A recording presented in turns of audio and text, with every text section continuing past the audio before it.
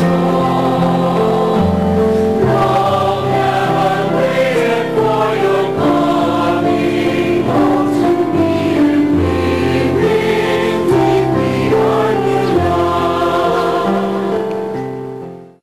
we say to someone, happy birthday, we are actually telling her, Nanay Sitang, we are very happy because you were born.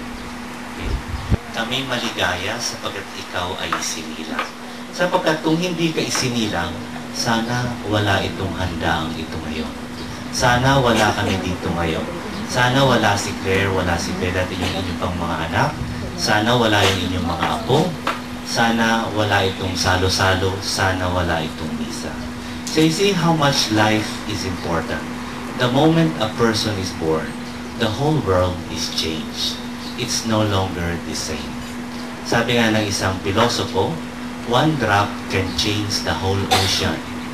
One lifetime can change history. One person can make a difference. So Nanay Sitang, kaya kami masaya is because you made a difference in the life of so many people.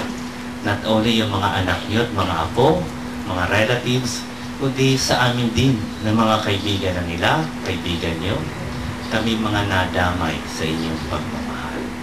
At napakasaya sapagkat ngayong buhay pa kayo, pinapaalala na nila, pinaparamdam nila kung gaano nila kayo kamahal.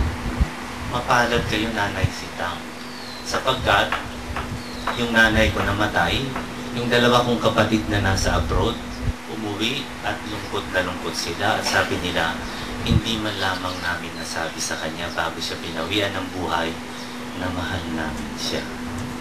Sabi nga ng isang matandang babae na nilagay ng kanyang mga anak sa home for the aged.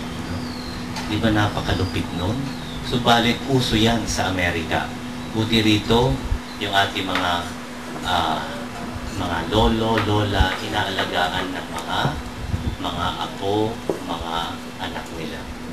Sumulat yung matandang nilagak sa home for the aged at sinabi niya sa mga anak niya, malapit na akong mamatay. If you really love me now. If you want to show that you love me, show it now. If you want to tell me that you love me, tell me now. Because what good is your words if I'm no longer around to hear it? What's good about your love if I'm no longer around to feel it?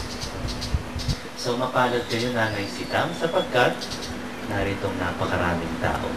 Hindi lamang upang kumain ng inyong handa, kasama na ako ron, kundi upang padama sa inyo kung gaano kami kasaya, kapalad sapagkat nakilala namin kayo. And because you came to our life is no longer the same. Sabi ni Benjamin Disraeli, youth is a plunder, middle age a regret, old age a curse. Nako, di ba napakalungkot yan? Pero nung nakita ko si Nanay Sitang, parang gusto kong baguhin yung sinabi niya. Ganito yun, Nanay Sitang, at alalahanin niyo upang yun ang may bigay niyong aral sa mga anak niyo. Para kay Nanay Sitang, na napakaganda ngayon at very glorious, ganito ang dapat. Youth is the age of opportunity. Middle age of fulfillment. Old age, abundant harvest. Kaya ngayon ay inaani na ni Nanay Sitang kung ano man yung kanyang mga naipamahagi sa iba. So Nanay Sitang, happy birthday. At sana ngayon sa pagdating ng mahal na araw, sabihin niyo sa Panginoon, Panginoon, nadaanan ko na yung Biyernes Santo. Ilang Biyernes Santo na ang dumaan sa buhay ko. Sana naman bilang handog niyo sa aking birthday, maranasan ko naman yung bagong buhay na inyong inihain para sa akin. Happy birthday, Nanay Sitang, sa ngalan ng Ama, ng Anak, at ng Espiritu Santo.